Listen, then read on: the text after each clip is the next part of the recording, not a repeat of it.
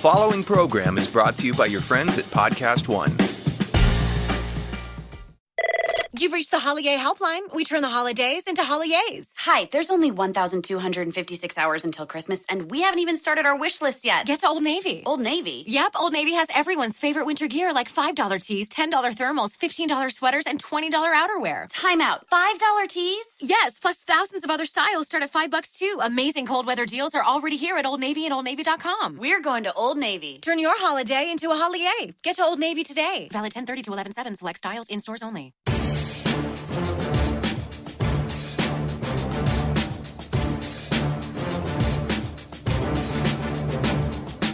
Welcome to RJ Bell's Dream Preview. Weekly winners from his Wiseguy Roundtable. Broadcasting from the pregame.com studios in Las Vegas. Here is RJ Bell. NFL edition, week 9, with my Wiseguy Roundtable. To my right, the bettor, Steve Fezzik. To my left, the bookmaker, Matty Holt. I'm RJ Bell. What a jam-packed show. We've got double likes, smart money, 3 best bets, pros versus Joes, crossfire. And you know how we always start. Fezzik versus the world. He does his power ratings, puts them up at pregame.com on Wednesdays. And we get people that cherry pick the one mistake he makes. Or maybe it's not a mistake. That's where we battle. And the first one, Matty, you disagree on the Dolphins. So it's Dolphins versus Raiders. We've got the Dolphins at home, the Raiders on the road, laying 3 with the extra juice. But Matty, you actually disagree with the Dolphins power rating. So Fez, let's set the context. Where do you have the Dolphins? So I have the Dolphins 4 points worse than an average team. They've been downgraded. So they're number 24 in the league right now, tied with the Bears. So let's start and think about this a second. The Dolphins, a team that have won an inordinate number of games, it would seem. If you go back to last season, the stats on the number of games they've won is stunning. But what's happened is they've won a crazy amount of close games. Typically in the NFL, if you win close games, wise guys think you're overrated because the public overreacts to those close wins, even though they are typically coin tosses, is the way the wise guys think about it. So the public says, oh, they won. Wise guys say, it's really half a win because it's a coin toss. So, Fez, you've got the Dolphins 24. Matty, how do you disagree with that? I think the Dolphins are worse than that. I think you can make a case that the Dolphins are around 28 or 29. And here's the case I would make just in comparison again. The New York Jets at 5 here, at -5 points worse than a average team. And I think that you've been a little bit low on the Jets all year. I think we've probably established that. But I think on a neutral site at this point, the Jets are probably playing better than Miami, especially Miami now coming off a 40-0 blowout loss. A lot of insecurity at the quarterback position. They're saying it was because of injury, but we all know they benched Jay Cutler, trying to hope that Matt Moore could come in and get some starts. Matt Moore comes in, they get shut out 40-0. And I just look at some of these games and I go, Green Bay versus Miami on a neutral right now. Miami -2. I would only take the Packers. Yeah, and I'm giving Miami a free pass for all their travel problems that they had with Irma.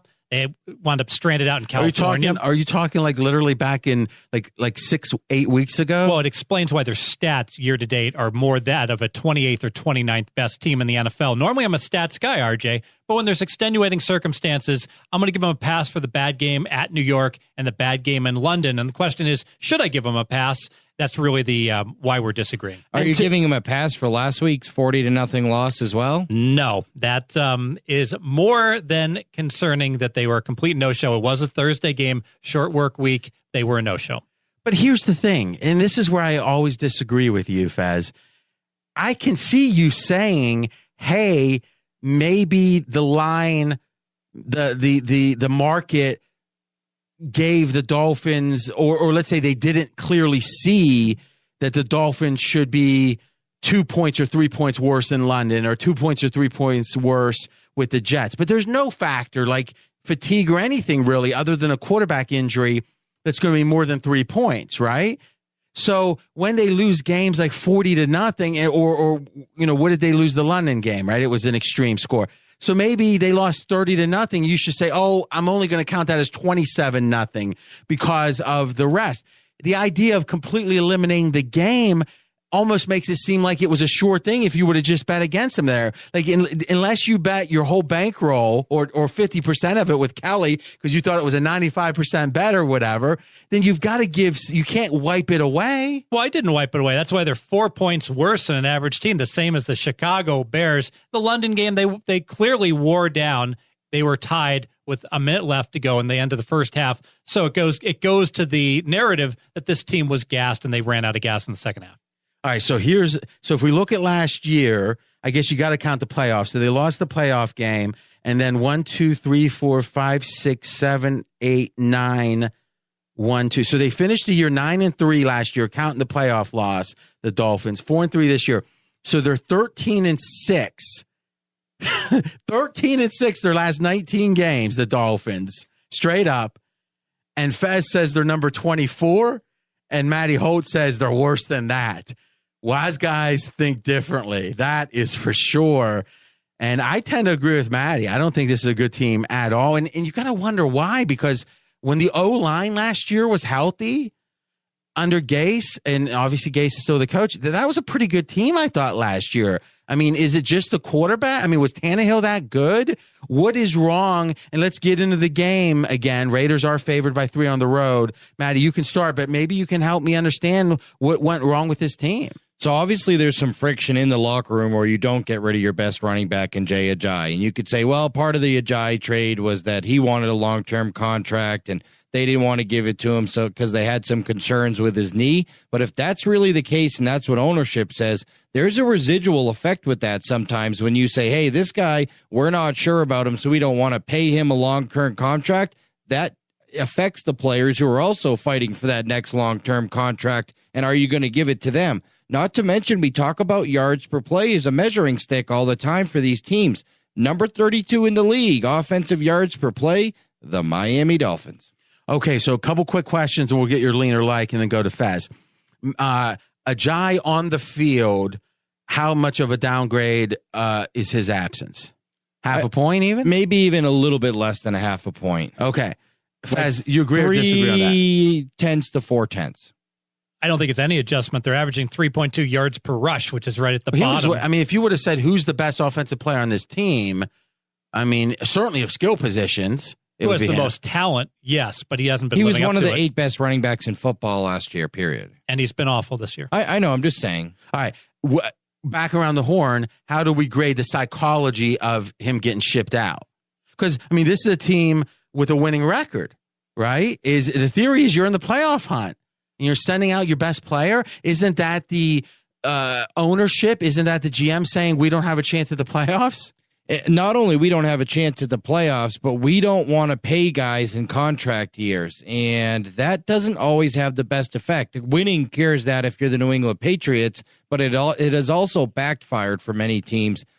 I'm pretty sure of this. You're not going to get a 100% yay, we're glad we shipped Jay Ajayi out of that locker room.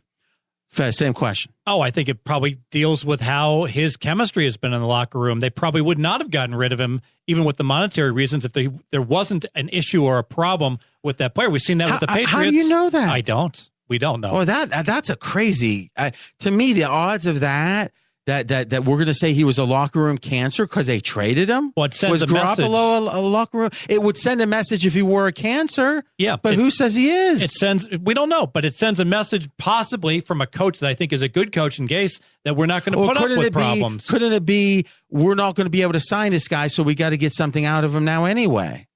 Doesn't make a lot of sense to me because they've got a good record right now. We're saying they're not going to make the playoffs. That's not a given. They're looking at their record and thinking they could contend. Well, but that's what the players are thinking. And if the front office isn't, that's where I think the psychology is problematic. Yeah, I didn't get a degree in psychology. I could be wrong. You're the master of saying the wind blew 3 times and somehow their kite got caught in the tree and that's why they're going to be upset. So, Matty, had you heard anything about this running back being a problem? No. The only thing I heard out of the Miami Dolphins organization was they had concerns about his knee and the long-term viability of signing him to a long-term Which deal. brings up another point about, if you're a little beat up, as a player, we're letting you get beat up. But if there's any chance you're going to be a problem 3 or 4 years down the road physically, we're going to ship you out of town. That seems to feed into your thing. Yeah. See, I just don't want to assume. First of all, are we really comparing the Dolphins to what Belichick does? Well, Belichick does do this routinely. Yeah. So do we want to compare the Dolphins to Belichick? Belichick's in his own universe. All right, next question around the horn. Matt Moore currently in the current quarterback situation, how do you grade it? I think Matt Moore is a career backup for a reason. We're not talking about a first-year, second-year, or third-year player that's could develop into something. He hit his ceiling a long time ago. As far as I know, it's Jay Cutler coming back this week, right? Okay, so is that, and that was my question, is yes. Matt Moore versus Cutler, upgrade, downgrade, how do we think about it right now? I think Jay Cutler is probably a small upgrade over Matt Moore. I know people bought into that same hype that has lost every single time this season, which is quarterback coming in the fourth quarter, playing good in garbage minutes, starting the next week, people jumping on him, and they lose every single time, 0-4 this year. But I still think Jay Cutler is a half a point better than Matt Moore. I will agree with that, although I have concerns because he had cracked ribs that he may not be 100% this game. All right, quickly, because we spent a lot of time on this game. Matt, this is your one total game. And remember, guys, we didn't prep for this, and we all forgot, I think, is you got one derivative bet to think about. So when in between games, when someone's talking and it starts to get, we never get boring on the Dream Preview, but if you have a second, find your derivative and you can call an audible when you do. And we also have, and derivatives are first half, second half, first quarter, team totals, all kind of different ways to get at a game that you have an opinion on. But we get one total also, Matt, and you've got the total in this game. It's 44.5, over or under? I bet this game under. I think that there's going to be some continuity problems with this Miami Dolphins offense here. I mean, they're going back to Cutler again after Moore last week. They got shut out last week. This team, I'm looking down the list now. I'm trying to make sure for 100% before I say this, but I was pretty sure they were the only team who hadn't scored 100 points yet this season. And looking down the list, I think I'm confirmed at this point, the only team in the entire NFL that has yet to score 100 points combined on the season, the Miami Dolphins. This is a high total. This Oakland offense is not as explosive as everybody thought. They opened up with a huge game against Tennessee. They rallied late and got some penalties to win against Kansas City. Other than that, their scoring has been down. The Miami defense is good. And Miami's offense is the worst in the National Football League, period. Scoring, yards per play, whatever it is. I'm going to take the 32nd offense in the league and bet the game under. Under, only total for Matty Holt, the bookmaker. Faz, you like this game? Yeah, I like Miami. It's all about the situational spot. You lose by 40 points in the NFL, RJ, and you get shut out, and you have 10 days before the next game. Miami may not be very good. Maybe I got them overrated. But we will get the very best of their C-plus game here off of that embarrassing effort Thursday against Baltimore. It is fascinating, though. 3-4 Raiders against the 4-3 Dolphins on the road, favored by almost 3.5. 3-5 Raiders. Oh, is that right? 3-5 Raiders? Yes. Okay. Oh, yeah, that's right. I misread that. 3-5 Raiders against the 4-3 Dolphins, and they're favored by almost 3.5 points, so 3 with extra juice, which means this would almost be a 10-point. If the Raiders were home, they would almost be a 10-point favorite over the Dolphins. Wowza. All right, game number 2. This is Fezzik versus Colin Cowherd. Colin does every Tuesday on the Herd, his top 10, and Fezzik has a big disagreement, so I guess they disagree with each other, but Colin gets top billing. Fez is the Atlanta Falcons. Colin says, not in my top 10. And listen, most people, any of the media top 10s don't have the Falcons. So most people would say, what? Falcons top 10? They're horrible this year. Fez, you've got the Falcons in your power ratings. Only 5 teams in the NFL better. You've got them tied for 6th with the Rams and the Seahawks. Explain. Yeah, well, the Falcons are the number 1 statistical team in the NFL. They're gaining 6.2 yards per play. They're giving up 5, so they got a plus 1.2 differential. Last year, that Super Bowl team was about 1.5. Now, I don't solely go by the math. The math, though, is my first step on all these games. As far as the eye test, yes, I am concerned about how the Falcons perform in the red zone. Yes, I am concerned about their offensive coordinator, Sark, is definitely struggling. However, this team really has just been unlucky. They were unlucky to lose straight up to the Dolphins, and they absolutely were unlucky to lose to the Bills when Sanu and Jones both went out in the first half of that game, and they're still in position to win a coin flip game. But so they've been unlucky in their games. I'm confident that over the course of the second half of the year here, the Falcons will be a top 10 team. Okay, so it seems to be a recurring theme. Is there any game the Bills weren't lucky on? Because every time you talk about the Bills, I'm going to hear Matty Holt's thought. Oh, you got to respond? The Jets, they dominated the Jets week 1. Okay. That was it. But that's it. Okay. All right, Matty. So let's first talk about, and Fez, I'm going to ask you a question on this.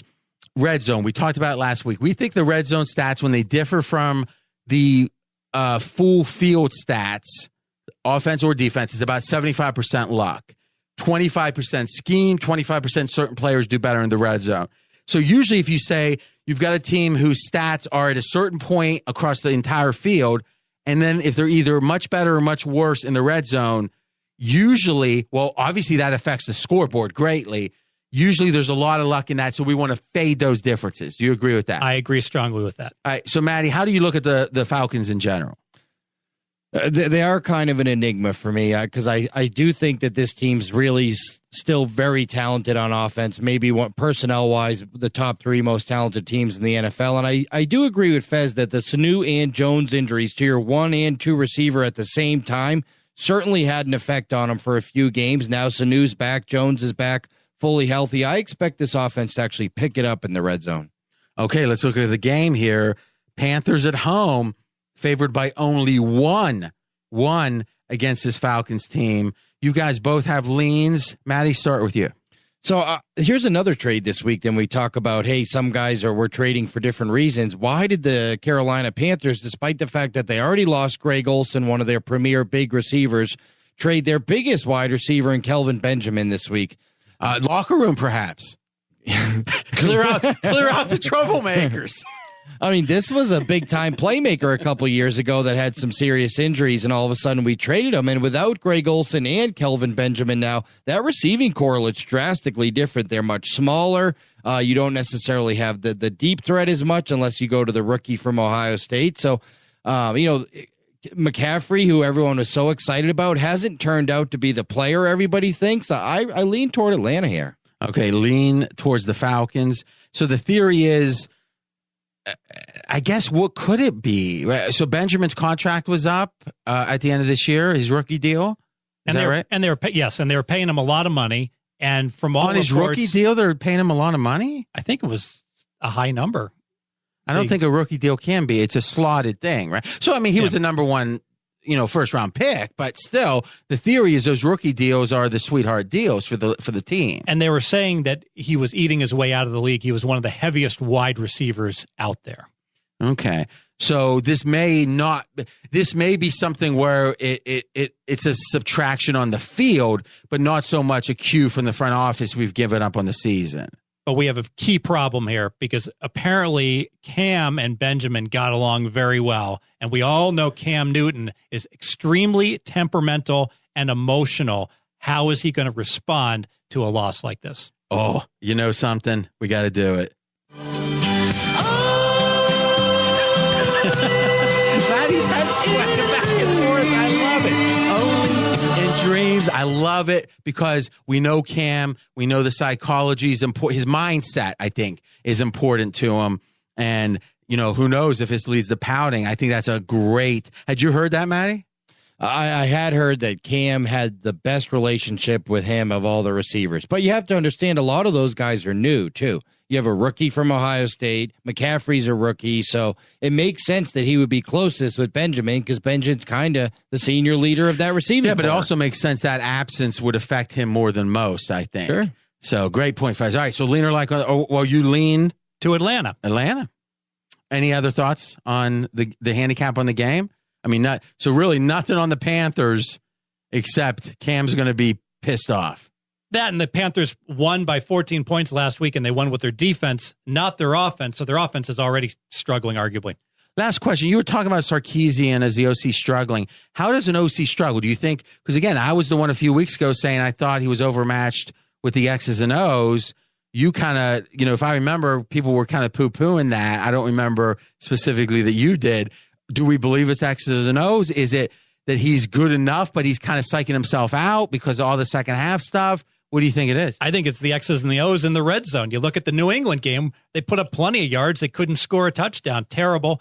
Last week, I'm going to give them a little bit of a free pass. They struggled in the red zone against the Jets, but it was in a driving rainstorm. And when I watched the game, it really seemed weather-related. And his play calling looked a little bit better in the red zone. Freeman had that drop on a pass that would have given him first and goal, if not a touchdown. So there were some mistakes, too, by players that certainly had nothing to do with the coaching.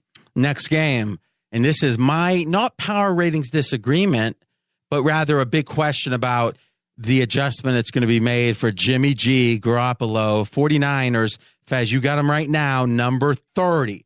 Only the Colts and only the Browns are worse.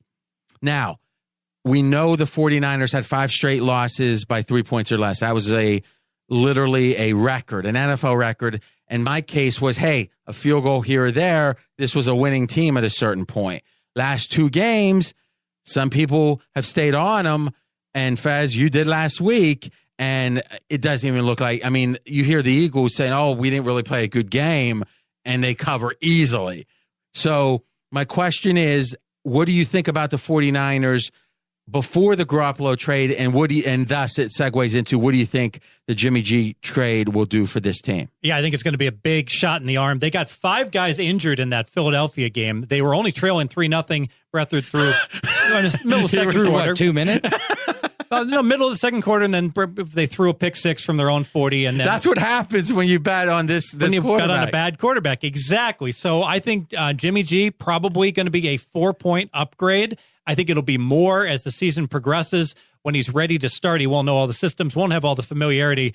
He's probably 7 points better by the end of the year. So look for improvement under Shanahan and under Jimmy G throughout the rest of the year. So how many quarterbacks in the league right now are 7 points better than their backup? Obviously, Rodgers, we saw that was 10. Brady now over Hoyer. Luck we already saw this year. Yeah, Luck. But, could the case be made there's not more than 6 or 7? The New York Jets. McCown is worth 7 points because Bryce Petty is his backup. It's all about the backup. Okay, but what I'm saying is that I don't know if that's true, but I think it's a lot of points, right? Probably close at minimum. But the point I'm saying is you're saying that immediately Jimmy G becomes one of the 7 or 8 most valuable quarterbacks in the NFL. Absolutely. You agree with that, Matty? I don't know. I think we're going to need a bigger sample size to prove it. If nothing else, he can't be any worse than Breathard, right? And my biggest question... Well, we know he's not worse. My biggest question mark now... if we were debating if McDonald's or In-N-Out had a better burger, it's not a debate. We know it's In-N-Out. The question is by how much, right? Jimmy G's better. Could he be one of the 6 or 7 biggest differentials between starter and backup? He could be. Here's why I don't think he is. I've read, and again, this is just me reading, Shanahan's offense took Matt Ryan more than a season. If you actually look at first year, that Shanahan offense... Matt Ryan had a bad year before last year. So not last year, but the year before. That was Shanahan's first year, if I'm not mistaken. His second, and then we came in thinking Matt Ryan's old. That was all the talk, right? Before the Super Bowl year in Vegas. Then he had a career year. So if it takes Matt Ryan a full offseason and a full season and another offseason, I think this year we might have to expect less out of Jimmy G. And the theory being we won't really know till the second half of next year how good he is in this offense. That's a great point. I really should amend and say he will be worth an 8-point upgrade. It's probably going to take longer than I'm anticipating. And it might take longer than we would think because of the complexity. All right, let's look at the game. Interesting stuff. I will say this. If you look at the line move, and I put this on my Twitter, is I actually showed the line move the day of the trade. And, oh, by the way, you can follow me on Twitter. His Twitter handle is @RJ in Vegas. Thank you, Stephen A. There was a significant, well, we'll call it a somewhat significant move in favor of the 49ers. Like a 1.5 or 2 points, but not key numbers. So everyone's like, well, wait a minute.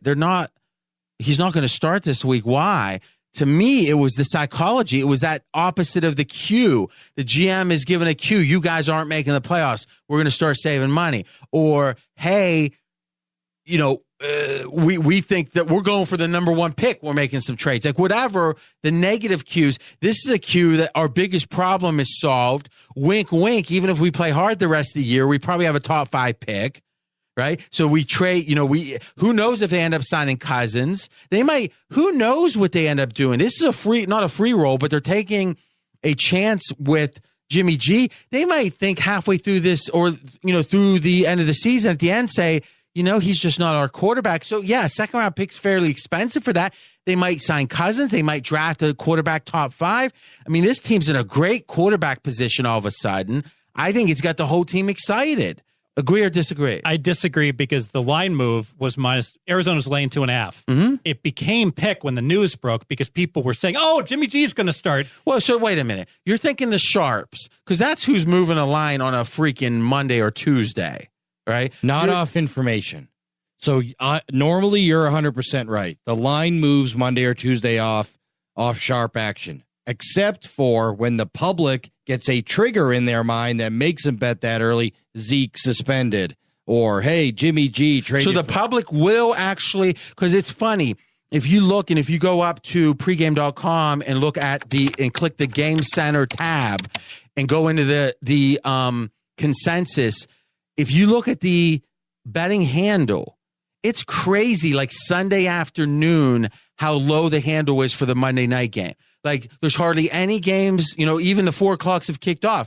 But everyone's got their bankroll in the small bettors all got their bankroll in action, and it's shocking how little even on the college Saturday, if it's a night game, you won't see it get bet. And Matty, you're behind the counter. I'm just looking at one screen. Do you agree in general? Come Monday, and I'm not saying this contradicts your point. I just want to set the stage here. Would you agree? Come Monday?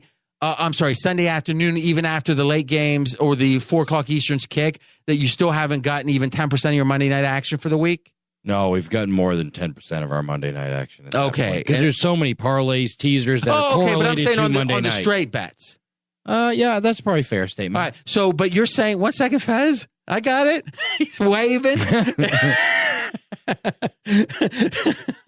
Hey, now. All right, hold on.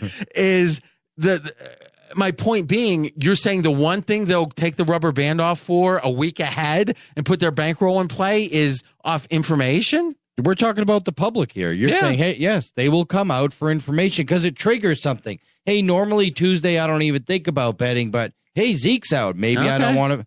And I just learned something. I brought in a sheet today that is our handle over the counter when I left to come in today. 99% of dollars wagered, and I'm showing it to everyone so they know it's true. 99% of dollars wagered over the counter on this game as of when I left the office at noon on the San Francisco 49ers. Go, Fez. All right. This line move from 2.5 to pick had nothing to do with the bettors. Pinnacle Sports opened it back up, and they got news of this Jimmy G, and they made a mistake, and they made it pick 'em, and then maybe they didn't make a mistake. Maybe they were making it pick 'em because of my logic, and the other bettors don't see it, so they're betting it away from that pick 'em. But my logic was right all along. Well, that pick 'em only lasted about 23 seconds. Which was the bettor saying we disagree with Henry and Pinnacle. I'll take Henry's side. I won't take Henry's side on an opener. I'll take his side on a closer. Well, I tell you, the fact that they opened back up off market, were they the first ones to open back up? Yes, and they bailed completely and recognized that their number was bad. All right, interesting. Me and Henry on one side, Matt Holt and Fezzik on the other. Guys, don't kill him on Twitter saying that I'm such a big favorite, please. All right, next game. So just to be clear then, Fezzik lean Arizona, and well, we actually didn't even get into the game. So let's give the number one factor in each game and give your lean. You lean Arizona, Fez, number one factor. Number one factor is just the injuries on San Francisco. I think that 5 guys leaving during the game against Philadelphia, I think they're unbackable. And we talk about psychology here. C.J. Beathard, this is a guy thought he was going to be a backup, got thrust into the starter role, not because of injury, but because he was said, here, we're handing the reins over to you. And now without having those reins taken away from him, He's like, you're not good enough, and oh, by the way, your replacement's coming in, but he doesn't know the playbook yet. How motivated are you to go out there and light the world up this week? So lean Arizona. Yes. Okay, next game, we got the big move game. This baby, Jags opened up 2 at home against the Bengals, got bet up to 5 through that key number of 3. And Matty Holt, you like this game. Yeah, I like Cincinnati in this spot. Look, I hated Cincinnati last week, and I told you all I couldn't understand how you could ever lay 11 points with the Cincinnati Bengals. But what this Cincinnati team is good at is grinding out in ugly, tough games. This is a situation where the Jacksonville defense might be one of the 3 best defenses in the league. But when that running game doesn't really get going, this offense tends to stagnate quickly. Cincinnati, a top 3 passing defense in the NFL. This one figures to be a low-scoring game. I always love taking more than a field goal in a very low-scoring game. I expect both of these teams to try to run the football a lot at each other, and I'm going to take Cincy. Fez, lean or like? I lean Jacksonville, and I'm playing psychologist, so it's always dangerous. I thought you said you weren't a psychologist. I'm not, but I still play it on TV. And on the radio. So Jacksonville has alternated wins and losses all year long. Win, loss, win, loss, win, loss, win. After that happened 7 straight weeks. Normally, a Jacksonville team off of win is a team I want to avoid. But surely with a pattern like this, and I think they're a fine team this year, I have them 2.5 points better in my power ratings. I also think they'll be a little more than the negligible home field advantage of the typical bad Jacksonville teams. I think that they will have this game circled to try to put together their first winning streak of the year. Now, they're circling the Bengals. Let me wrap my mind around this now. So you're saying they're due, really?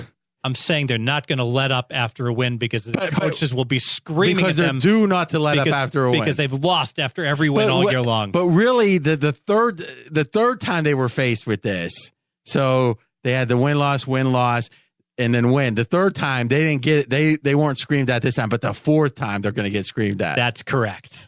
Fez, you can pass too. This is the first, RJ. This is the first time all year that, and now all the media and everyone's talking about the back and forth on the win loss. It's the first time it's really gone public. This whole trend. I should announce for new listeners, we're growing every week. By the way, we got a little bonus for you at the end of the show. Fez is the only man on the planet to win the Super Contest twice. 31 years of the biggest handicapping contest in the world. Fezzik won it twice. Only guy ever. Did it back-to-back to show off. Matt, if someone walked up to you and bet, let's say a nickel, and you just looked at it and you said, why are you betting the Jags? And they just explained that. Would you make like a quick note in the book that like, take anything from this guy? Yes. He can bet whatever he wants. He can bet. It's all an act to increase my limit. Open order. Look, the one team that the Sharps have been wrong on all year long, the Cincinnati Bengals. They were on them hot and heavy against the Houston Texans in Deshaun Watson's first start. They lost that one. They were against them against the Cleveland Browns, and they blew the Browns out. They were all over them against the Pittsburgh Steelers. Pittsburgh blew them out. They were all over them last week, laying a huge number to Indianapolis, and Indianapolis should have won the game outright. Now all of a sudden the Sharps are back off them again. The Sharps have been really bad on Cincy like they were with Cleveland last year. Just makes me want to take Cincy more this week. That's interesting. Last question on this game. I think Jacksonville is one of those teams. I've been delving into the X's and O's. We talked about it on the College Dream preview. Matty Holt was a special guest. You should have heard him. He was going, Daddy's here. Like he was like making sure they acted right because he was the authority. Fez comes in all polite, like he hadn't been there before. Matty's like, Daddy's here. So it's a good, if you like college football, it's a good listen with Matty this week. And obviously Brad Powers, Ken Thompson, and myself hosting. Here's my question. The reason I brought it up is we were talking about X's and O's. Oftentimes those are the biggest winning bettors because they're so rare. So few bettors really get the X's and O's. Who gave the X's and O's play? You did. Oh, yeah. Okay. Did it win? Not yet. It's going to. Let's wait before you take your bow. All right, so here's my question. I think Jacksonville is one of those teams, if you can stop them running, they're in trouble. How do we rate the Bengals' rush defense? I would say average, about average. Fez? Give up 3.8 yards per rush. They're well above the league average. I'd say above average. So above as in they're giving up less than the league. So better. Yeah, they're giving up under 4. That's a fine number. Okay, so that makes me I mean, if they're laying, because I mean, correct me if I'm wrong. A couple weeks ago, Cincinnati was plus 3.5 at Pittsburgh. At Pittsburgh. And now they're plus 5 at Jacksonville. With one of the worst home fields in the league. So if you want to swing this, you can. If you wanted to bet, I know you don't want to give up your zigzag reverse theory.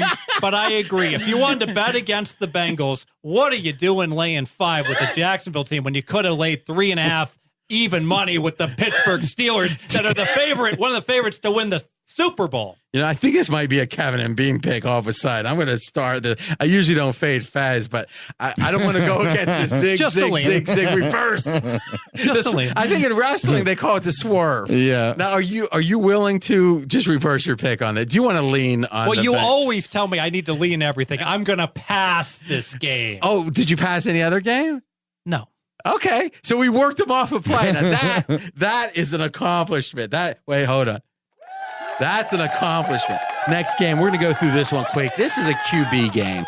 It's the Ravens at the Titans, 4.5. I mean, obviously, it looks like as of the Wednesday afternoon taping here in Vegas, Flacco's going to play. Question is, he's never had a concussion before. So officially. Yeah. So you hear quarterbacks, years later say, oh, I really was only 85%. Because again, this isn't about passing a baseline test like to drive a car. This is like some of the sharpest minds in the world you got to be to read these defenses. A couple questions here. Do we think maybe Flacco playing is less than 100%? Obviously it'd be mental in this case. What do we think about the Titans quarterback and his mobility? Let's just talk quarterbacks, Matty. I don't know what his physical status is. We're not doctors. We're not in the locker room. But I think that we as bettors, we as viewers, we as fans might think it's a little worse because the hit looked so devastating when you saw it happen on TV.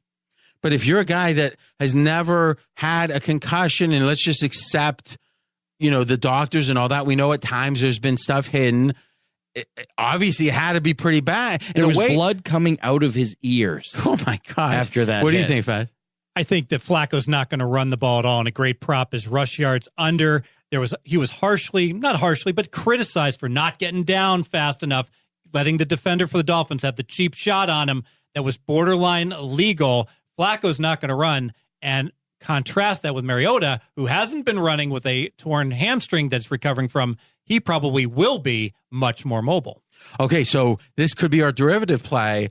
We don't have the exact number, but they have for Flacco, every week they'll have over-under rush yards? It's really hard to find the rush yards. The pass yards are what they put up for everybody. All right, so you're giving a play that no one can really bet. That's right. But I do lean to the Titans. I got a play that nobody can get down. You got one quarterback that's going to be much more mobile and one quarterback that's going to be extremely less mobile.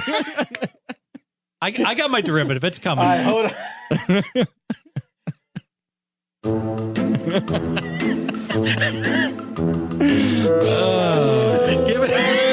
Give us another derivative. Just something that we can't back.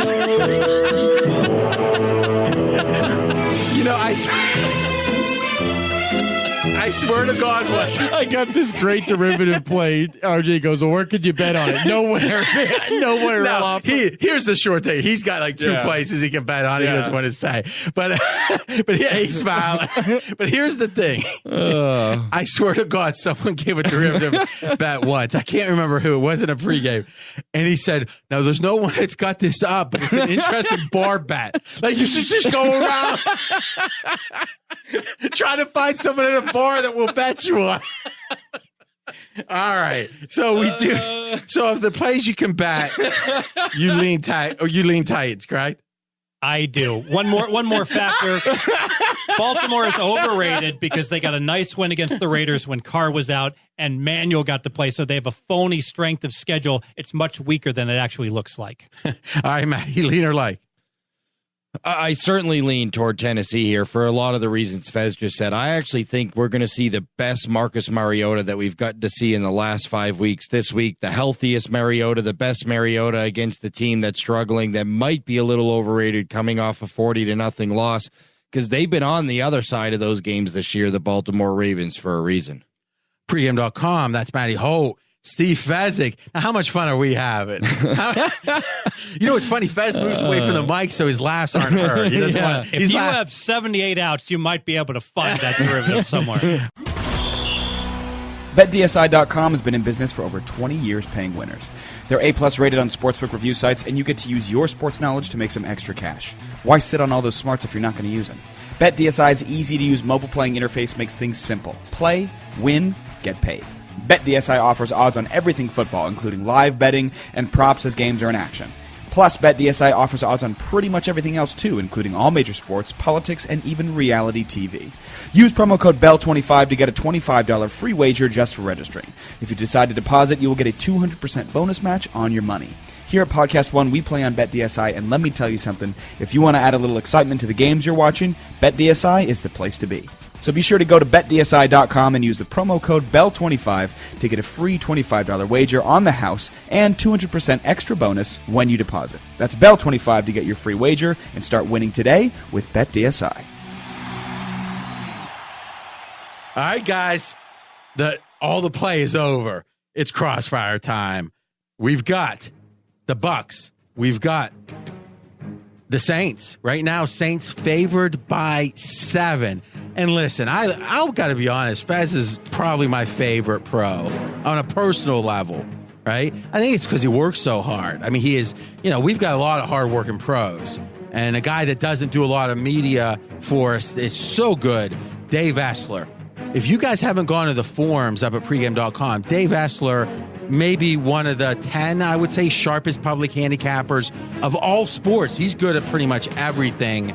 And he puts up a ton of free written content, so I really appreciate it. But Fez is there. If I tell him at 2:30 in the morning, hey, we need to do something, he might grumble a little bit, but it gets done, this guy. So I'm going to let him go first on this one, Fez. So it is the Saints -7, crossfire.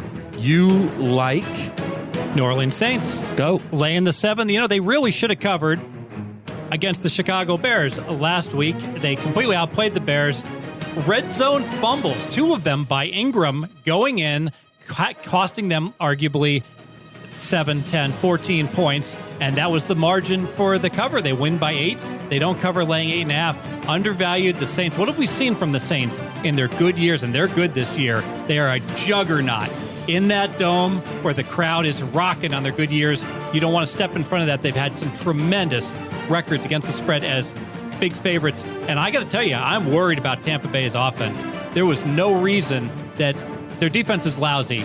Their defense finally played a good game, and I'm worried about Winston's shoulder. They can only put up 3 points last week. I do not think that that's just execution. I think that that's an injury to Winston that's lingering. Well, I tell you this, the Saints, I agree with a couple of things you said. One, that was the best home field I'd ever seen for years and years. I mean, even when they were playing teams that were some of the best in the league, they'd be laying 4.5 and 5. When the Saints were one of the better teams, because at home field, they went, I think it was 19-0-2 at one point against the spread at home. I mean, imagine when they were jacking those lines at the end and they kept covering and then for a couple of years they haven't. Why? Because I think it's about the crowd. So I think like Seattle, it's about the crowd with New Orleans. Also, they're running the ball. If you look at Football Outsiders, more efficiently the Saints are than they're passing. And their defense, if you actually look from week 4 onward, 3rd in the league in points given up. So, now listen, that's a smallish sample size, but if the D is even 16, let's say middle of the road, and they can run better than they pass, I mean, this Saints team is a good team. So, Fez, very convincing. He has the Saints -7. Mr. Holt. So we talk about the Saints' run game and how that's improved so much. Obviously, they traded away Adrian Peterson to the Arizona Cardinals. Their best running back, the reason that their running game has been so much more improved is the play of Mark Ingram as of late. But to Fez's point, which was almost accurate, 2 fumbles inside the 25, not exactly the red zone. One of them at the 23, both inside the 25, not quite the red zone, but close enough. Both within scoring range, certainly for the New Orleans Saints, and Sean Payton went absolutely ballistic on Mark Ingram after that second fumble. In fact, he wasn't hearing any of it anymore. He was just screaming at him. That has to and always does land a player in a coach's doghouse. When you fumble twice in scoring position in a game you're trying to lock up, that will land you in the doghouse. Not only will it land you in the doghouse, you're probably going to be a little more tentative because you have to focus on holding on to the football now when you're actually running it. The rest of the running backs aren't so great now, and the depth at the running back position is a lot less. Tampa Bay's 4 games prior to last week, all 5-point games. Lost by 5 to the Patriots, lost by 3 to Buffalo, lost by 2 to the New York Giants. This is a team that all season long, although they haven't been winning them, has been playing close football games. I expect this one to be close versus a division rival. Okay, that's a professional presentation. Here's what concerns me. From what I hear, and this is from Mike Lombardi, is there's some dissension in the locker room. Cutter, is that his name, is probably on the way out. And I don't think it's a very disciplined team. So to me, this could be a team that really lays some eggs. So I don't love laying 7, but I'm going to lean. Taking 7. Yeah, I'm saying I like the Saints here. I don't love leaning 7. Fez, I'm giving you the win. And I do think Kamara is a backup running back for Ingram, is one of the better backup running backs in the league. But do we know he's going to sit him the whole game? I think he sits him the first half of the first quarter and says, go, now be serious. Right? No, I don't think he's going to sit him the whole game, but I think it has an impact. But if anything, it might help. Usually guys that don't fumble historically. But he does fumble historically. I mean, not a crazy amount, though. He cost him a playoff win against Seattle Seahawks with a fumble. All right, well, that's why they have chocolate and vanilla ice cream. And that's why Matty Holt loves sitting in the middle with 11-10. All right, next game, Pros versus Joes. This is the Rams. This is the Giants. Sharp money, sharp on the Giants. Rams, though, 79% of the tickets. So the Joes betting the Rams. Giants, sharps, Fez, lean or like? Lean to the public side, the Rams. Now, no Huey, because we don't hit him with Huey for leans. We force the leans. We hit him for the likes. You know, I always hear about that sharp money. Sometimes I think it's just money. They bet the Giants against Seattle. How'd that work out with the Giants at home? I go back to, I've seen this movie all year long. It started week 1. When the Giants wide receivers are injured, they cannot move the ball. We saw them get 3 points against that vaunted Dallas Cowboy offense, lost 19-3. Then the Detroit Lions, they have no defense. Well, they only scored 10 points against the Detroit Lions week 2. Well, they're back with all their wide receiver injuries. Only Shepard's going to play. Not enough firepower for Eli to score. All right, interesting. So lean against the sharp action for Fez. He's on the Rams. Matty Holt. I'm going to lean Giants here. Look, the New York Giants 8-0 straight up. Last 8 times they have played the Los Angeles Rams. Hold on a second, Matty. I'm reading the notes here, and it says Matty Holt leans Rams. Yeah, I know. I just flip-flopped it to go opposite. How can they be 8? How can they be 8-0? The Rams have only been in LA for a year. You know something? Because we let him off the hook. He wasn't going to get hit with Huey. So let's see. Matty Holt leans Rams. Oh! See? If you try to avoid it, it's going to hit you. All right, so you're in between. So what was your original thought on leaning Rams? Same thing, that there's just not enough firepower. And just like the Cleveland Browns and the Jacksonville Jaguars last year, where the Sharps bet them every single week and lost money, I understand the spot's better for the Giants here. That this is a game where historically they've won 8-0 straight up last 8. That has to mean something with the familiarity that you beat this team 8 straight times. But I just don't know that they can outshoot the Rams here. And at the end of the day, if gun to head, I probably go ahead and lay it. And I tell you guys, this is a good lesson because there's 2 times not to bet a game. One is if the line is correct, and number 2. In fact, I'd like to use my pass. Oh, listen, you've been hit with Huey. Everything else is just talking. Yeah. And you used your pass already the first game. I remember. Okay. But the 2 times not to bet. If the line is correct, or you don't know what the correct line should be. And to me, this feels like a correct line, which is Rams favored by 3.5 on the road, because Rams are a little, there's a lot of Rams love right now, right? Obviously the Pros or the Joes are on them. And the Giants are one of those teams that the Pros are willing to grit it out with because they feel like they're cheap. But sometimes cheap teams are cheap for a reason, right? So, and I'm not always anxious. It feels to me that the old school sharps that play every bad team seemingly every week, It seems like those guys are dying out. And would you agree with that? I'm not saying this game specifically. But we've seen it the last few years where that, hey, just play those crappy teams because the numbers have to be inflated. That type of thought process is not a winning one anymore. All right, moving on. And the stakes are going up. We've got the sharp money game. We've got 1 double like and 3 best bets. 5 games, all of them bettable games. First, the sharp money game. Redskins, Seahawks. Seahawks at home, 7.5, -105. Redskins is the sharp action. Redskins sharp, Seattle not. Fezzik, lean or like? I'm on the square side. I lean to Seattle, although there's 7s out there. And it all comes down to 2 teams going in opposite directions. Love what Seattle's doing on offense. They make the trade. They pick up a key offensive lineman from the Houston Texans to help bolster Russell Wilson's protection. And we see this team. I can't believe it. They're averaging 5.6 yards per play. They have an above average offense right now, statistically, after starting so slow. And at what point enough is enough with Washington? Remember, before the season started, Cousins loses both of his 1,000-yard wide receivers. They're really weak at wide receiver, but he's a pretty darn good quarterback. But now, every one of their offensive linemen, all 5, are on the injury report and banged up, along with 2 of his tight ends. They don't have a running game. So what's left for Cousins to be able to move the ball with? All the pieces are injured or gone. Yeah, and I tell you, this falls into that Seattle in a competitive home game. Well, I guess if it's 7, it is, which they didn't cover last week, but their history is outstanding. And Fez, you were on the Skins last week on the Fox Sports Radio show. I was pretty adamant you were wrong about that one. Do you want to just say, RJ, I should have listened, or you want to just let it go? It's up to you. I'll let it go. And by the way, that Fox show, Friday night, 11 Pacific to midnight, and Saturday night, 10 Pacific to midnight. And we preview college, preview NFL, recap college on Saturday, 330 stations across the country, Sirius 83.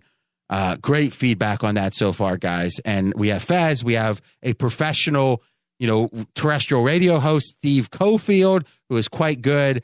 Brad Powers, really good stuff. All right. Matty, lean or like?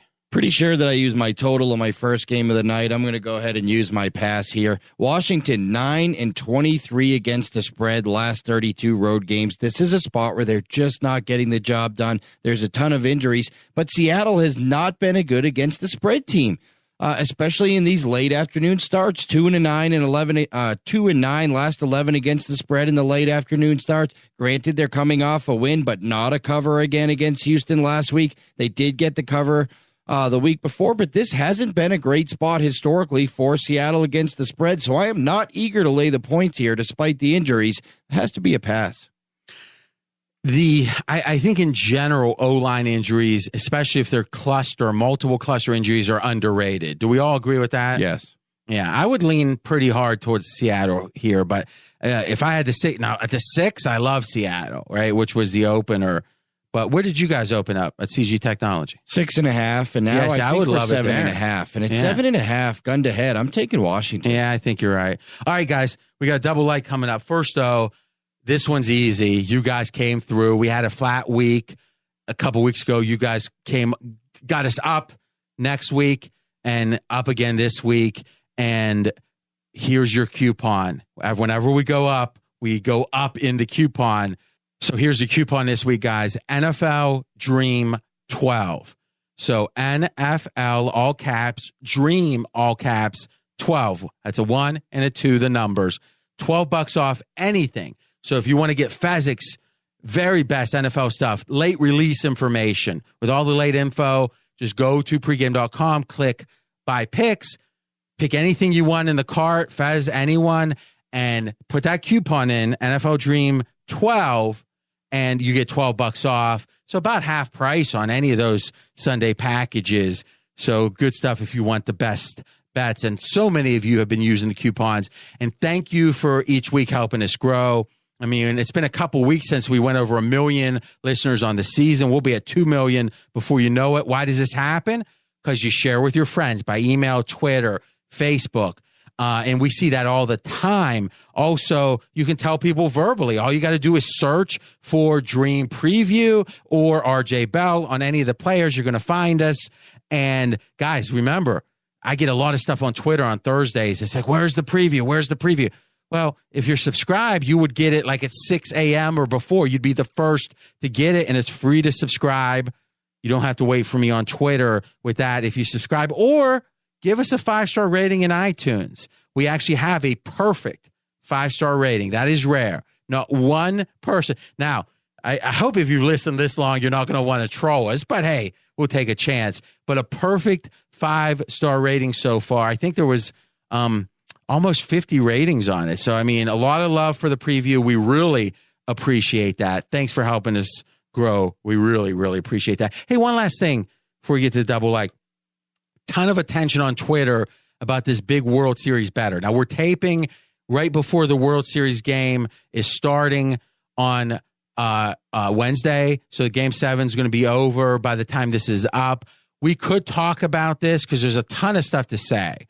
This bettor was betting millions and millions of dollars. We broke the story, got almost 3,000 retweets on it. I mean, the whole media picked up on it. And quite frankly, there was a number of Las Vegas books, one specifically, that did some stuff I think we got to debate, right? I personally think it was probably wrong. I think there's other perspectives. But what really upsets me is the fact that the conversation isn't happening. And it's a situation where I don't care if it's ESPN, they're trying to do stuff with chalk. I mean, they've lost some of their key people over there through layoff. They also lost the guy who was running it. He went to another company. So, you know, they're trying to do stuff, right? So you've got that. Why isn't this being discussed by the quote unquote journalists? And it's not. And I don't really consider myself a journalist, but I think I'm going to have to step up and become one because no one else is doing it. We'll talk about that next week at length because I think it needs to be talked about. But we want the dust to settle on that beforehand. All right, double like time. Matty, you were flashing something. What was it? Astros up 5-0 in the bottom of the second of Game 7 of the World Series as we record. Wow. So listen, think about the dedication right now that we're not rushing through to actually get to the game because it's a dream, baby. Hardest working team out there. All right, let's get to the double like and then 3 best bets. Broncos, Eagles. Eagles at home, favored by 8. Mr. Holt, who do you like? I'm going to lean Denver here for a lot. Whoa, is there a double like? You like I Denver? Like Denver. Yeah, I do like Denver. You might have to print out your sheet for this, baby. You like Denver? Yeah, I do. Look, Denver 4-1 against the spread, last 5 versus Philadelphia. Despite the fact that it's a short week here, I love this Denver defense. And I think sometimes when your defense is so good and your quarterback is playing so bad, it can demoralize your defense of why do we keep doing this? Oh, here comes another pick. Oh, a fumble for a touchdown. I think the defense will actually get a jolt of energy this week with Brock Osweiler returning to the starting lineup for the Broncos. And despite the fact that it's a new starter and a benching this week, this is a guy, as we know, has familiarity with this Denver Broncos system, the offense they want to run, some of the receivers and running backs that were still there when he was quarterback. I actually think this is going to be a lot tighter game than most people expect, and I like Denver. I agree 100% about the jolt of energy, even if it's an unknown, right? Anybody, it's like better than what we know. Simeon is hurt to some degree with his shoulder, and those defenses were pressing in a way. He went from being 16th, 18th, 20th best quarterback, Simeon, to being one of the worst in the league. That just doesn't happen like that. So my question is to you, Matty, do we have any reason to think the ostrich, as Fez calls him, is going to be any better than he was with Houston last year? I think he will be because when he was with Denver before, his numbers were better than when he was with Houston. So when he was with this same team, with this same cast of players, basically Demaryius Thomas, Emmanuel Sanders, although Sanders is hurt now, Demaryius Thomas still is a number 1 receiver. He was better then. That's how he got the big contract to go to Houston. All right, so we, Fez, agree with the psychology of this. Do we think, though, that it's going to be a jolt for Denver's defense and the offense? Do we think that Osweiler is better than Simeon as he exists right now? Do you upgrade the quarterback beyond the psychology? Oh, very much so. I'm not even sure that a healthy Simeon is better than Osweiler. It's all about how big that contract was. I think they're comparable quarterbacks. Let's look at turnover differential. Well, but I'm confused. If they're comparable, and you said, I don't know. So you're saying if Simeon is healthy, you think it's a close call? It's a close call. Simeon might be half a point better, but Simeon's not close to being healthy. Okay, go. So maybe Osweiler's 2 points better. Maybe locker room. So you like Denver too? I like Denver. Maybe locker room problems. Normally, if you bring Osweiler in, not the most popular guy, the way he left the organization, money grab, but who's not going to grab the money when they get an opportunity like that? The heist, and the fact that he can come back here and save the team. We always talk about turnover differential. This is my turnover differential game of the week, RJ. We got -11 Denver. A big part of that is the bad quarterback play by Simeon. Bad turnovers, predictable turnovers. Well, Kansas City's +5. And if we saw one thing, if we watched that Monday Night Football game closely, after Kansas City got ahead, they gave up on Simeon and they just pounded the rock. And this team can run the ball, and they stuff the run. They're 4.4 yards per play running. They only give up 3 yards per play against the run. So if they get down in this game, I fully expect they're going to stick with the run and be effective with it. Okay, so this is not a play against the Eagles because you have the Patriots as the best team in the league, and then a half a point behind them, the Eagles and the Steelers. So you like the Eagles. What do we think? Peter's out at left tackle. Heard a lot of jibber-jabber about that. Now they've traded for a running back. In general, what's our thoughts on the Eagles? I think the Eagles are a deserved top 5 team in the NFL. I do think there's some holes in that secondary still. We're going to have to see how Jay Ajayi works out in this in this Philadelphia offense coming over from Miami, because he, essentially a lot of people expect him to take that power running back role, but there's already somebody in that power running back role. So they're probably going to have to figure out a role between Wendell Smallwood and LeGarrette Blount and how he fits in there right away. I don't think he's going to have an immediate impact. But I think there's some exploitable holes to this Philly defense that some teams have taken advantage of that maybe Brock Osweiler could take advantage of this week, or Trevor Siemian wouldn't be able to. Same question, you Fez. Eagles in general. I think they may have peaked. Their injuries. What does that even mean? So they're going to stay at the 7-1 level the rest of the year? No, they're going to stay where my power ratings have them. We're about 4.5 points better than an average team. Which is the second best team in the league. Yes. So they've peaked at number 2. But typically a Super Bowl team, RJ, is about 8 points better. But no one's 8 points better. But someone will be by the end of the year, and I don't think it's going to be the Eagles. Who do you take if you get $10,000, someone wins the Super Bowl? Who do you take? Patriots. Pittsburgh Steelers. Interesting. I take the Patriots, but I think the Steelers have the biggest upside. It's just a big uncertainty. And I think the Eagles are the best team right now. Isn't that interesting? 3 very similar questions. Who's the best team so far? Eagles, I think. Who's going to win the Super Bowl? Pats. Who has the biggest potential? Steelers. Yeah, the Steelers could be 8 points better than average team by December. It's possible, not probable. Or they could miss the playoffs. They could. All right, double like. It's official on the Broncos +8. All right, guys, best bet time. Don't know about the future, that's anybody's guess. Ain't no good reason for getting all depressed. Fire up your pad and pencil, I give you a piece of my mind. Okay, Matty Holt, give us a piece of your mind. You have a best bet on the Monday night game.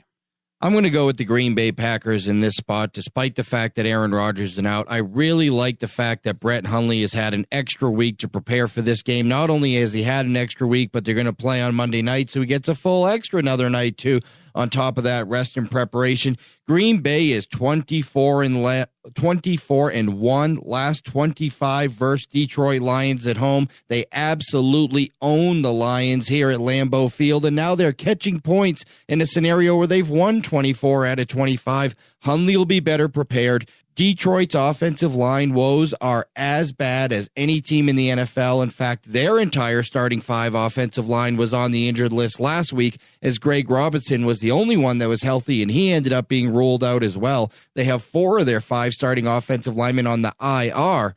Injuries just as bad for Detroit outside the quarterback position as Green Bay. Hundley with the extra prep. I'm taking Green Bay at home. Interesting. I tend to agree with this one. Now, listen, we're not going to drill you to the wall on this, but this Lions team you were high on, right? What has been, injuries, it's too easy just to say injuries. What did you get wrong? Well, we just talked about cluster injuries on the offensive line. But that's been the case the last 6 weeks? No. So, at what point, so if this O-line gets healthy, you think the Lions are right there? I really liked their offense. And in the first 3 weeks of the season, much like the New Orleans has played the last 4 weeks, they have a young defense that has played better in New Orleans. The first 3 weeks of the season, I thought the Detroit Lions' young defense had stepped up and looked a lot better, but they're still really vulnerable, both against the run and against the pass, and extremely vulnerable to big plays, which they tend to give up like the Patriots have been this year. And look, their offensive line, all 5 starters. That's hard to replace. No doubt. Okay, quick question. Hundley, before he came in when Rodgers was hurt, we saw him mostly in the preseason. And there was the whispers out of the Packers camp, and the sense was, hey, he's good. Like, this guy's smart. We're bringing him along slowly. We've seen him replace. We've seen him play one game. What do we think of Hundley differently than we would have thought before that game and a half or so? Look, and I had Green Bay plus the 6 against New Orleans in that game, and Green Bay, I did too. Yeah, Green Bay was winning that game 17-16 midway through the fourth quarter. We looked great in that game. But how did Hundley look? He looked okay. He had only thrown for about 100 yards, but they weren't throwing the ball a lot. They were trying to dumb down the offense for him, dump pass, screen pass, run the football, move the pocket for him. I think now with an extended amount of time to really understand this playbook and an extra in the bye week, that he'll have an expanded playbook this week. Same question to you, Fez, and we'll get your lean or like, is Hundley, what have you learned about him with new information? Yeah, I think we need more information because he wasn't that good against the Saints. But here's what I really like about Hundley.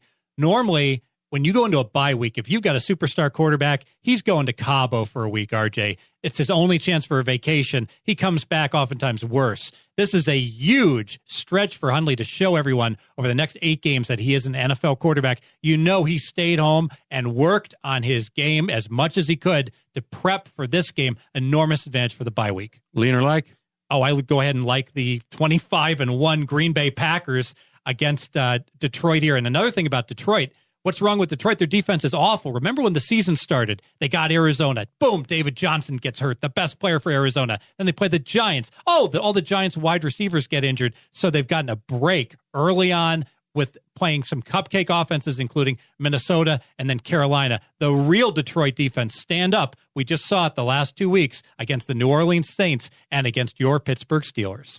All right. I tend to agree with you guys on this one. Best bet, Matty Holt. Matty Holt on Twitter. He's swearing he's going to have a celebrity do his Twitter. Something like this. His Twitter handle is @RJ in Vegas. All right. So for now, Matty, you got to give your own Twitter. Don't try not to sound sad. All right. @Matthew Holt VP. That sounded a little sad. I know. I'm so discouraged. Fast, try to give his Twitter. I wasn't paying attention. But you follow him. Matthew Holt VP, baby. Listen, if a lot of people on Twitter said RJ just do it for him with like some background music or something. So if everything falls through, I will do that. Okay. Because I don't like bookmakers. But I have to get one now. I'm determined. So you won't that's have to do it. That's what I'm trying to accomplish here. All right, Matty, thank you. All right, my best bet. I'm going, and I tell you, this is rare. I'm going with the Dallas Cowboys. Cowboys at home +1. I'm going to make this Socratic. I'm going to pose some questions to you guys. How would you consider Kansas City right now versus what we thought of Green Bay when they played Dallas, 3 weeks ago, and Rodgers was 100% healthy? Where would we put Kansas City versus Green Bay? I don't know what Socratic means, but they're exactly equal teams, pretty much. Yeah, I would agree. Okay. Dallas, since then and now, has been by far their best streak of, the season, right? I mean, just looking at last week, Fez, what you went, you didn't even upgrade Dallas? Boy, you're a tough cookie, aren't you? Elliott, half a point for Elliott. Okay. And I think that's segue. All right, so you're saying the game, and obviously the way they beat the 49ers, I mean, this team is just playing better. So let's say even, because you consider they are playing better, but they're without Elliott, right? Which to me is a half a point. A lot of people are shocked by that. If you're listening to the Dream Preview after an hour, you're probably not, because you've heard it a few times over the weeks. So to me, it's like, wait a minute. Green Bay was +2 in Dallas, and now I've got the Cowboys +1. Now you're going through pick 'em, so it's not pure math, but a 3-point difference but mathematically it should be probably Dallas -2 here, right? Yeah, and I like to turn it into money lines to show what a bargain you're getting. You have your choice. You could lay -130 on Dallas earlier in the year against Green Bay. Now you only have to play them -100. You're getting them 30 cents cheaper in arguably the same or a better situation.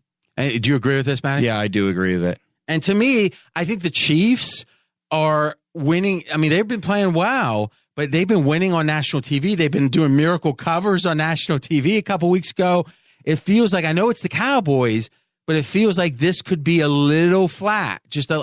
It's the Steelers. It's a miracle Monday night winner on the road off an impressive win over a division opponent. And now traveling on a short week. Yeah. I mean, I don't think you can make the case this is a good spot for, like, that could mitigate our power rating value here. I don't see any reason to mitigate it. And remember, when they lost to Green Bay, that was a coin flip game that if they just stop on the 1 yard line and run 30 seconds more off, they win that game against Green Bay. And now Dallas is laying 2.5 here. Yeah, in theory, it should be laying 2.5 anyway. All right, good stuff. Well, I'm telling myself it's good stuff. But yes, I do agree with my best bet. Second best bet, Cowboys +1. It's rare for me to bet the Cowboys. All right, guys, we're almost done here. We got Steve Fezzik on Twitter at Fezzik Sports, FEZZIK at Fezzik Sports.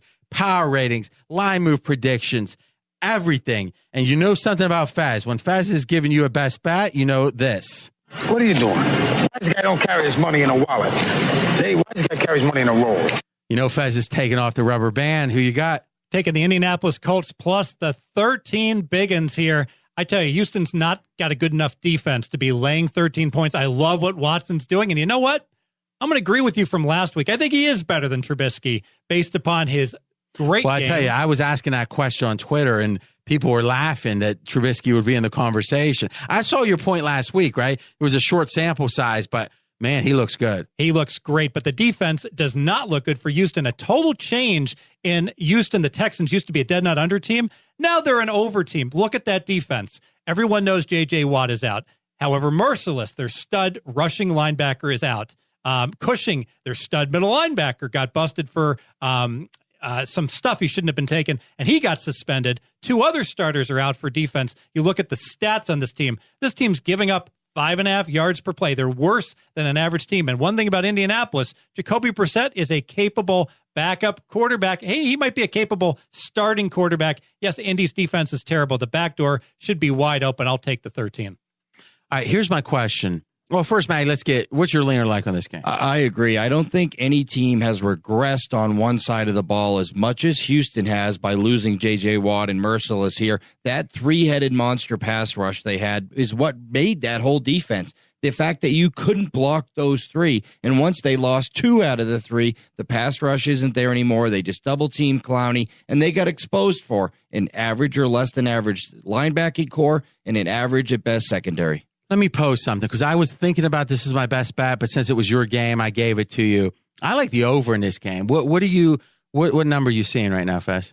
It opened up at 48.5. It's up to 50 sharp money on the over. It agrees with you. Because it strikes me, and I do a national show, an hour co-hosting with Fred Fowler, SB Nation, Tuesday nights on their national network. I think they replay it Thursday too. And he's a Houston guy.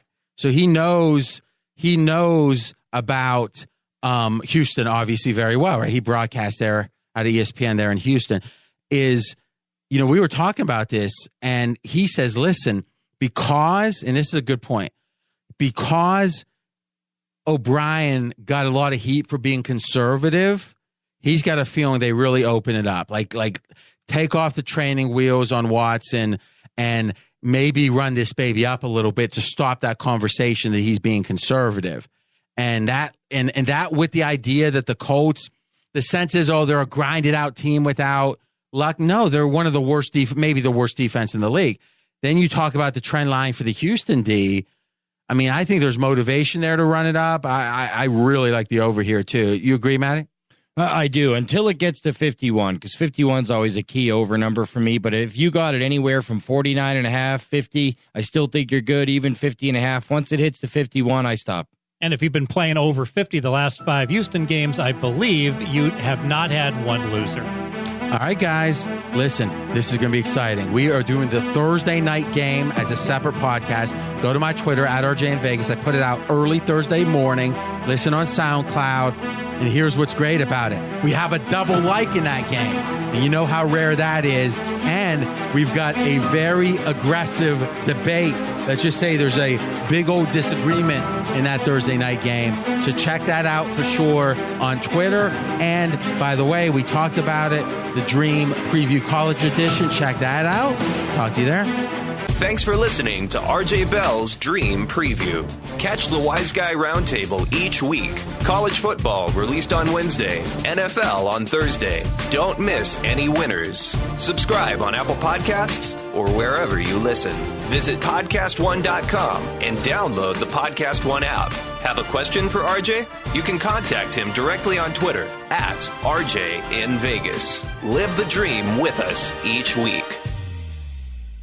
Hey, it's Jay Moore, and it is time, finally, for America's Lakers podcast. That's right, I'm going to be hosting America's Lakers podcast. My man, Aaron Larsoul, an analytical genius, he's going to bring to the table what I can't every Wednesday. America's Lakers podcast exclusively at podcastone.com, the podcastone.com app, which I highly recommend.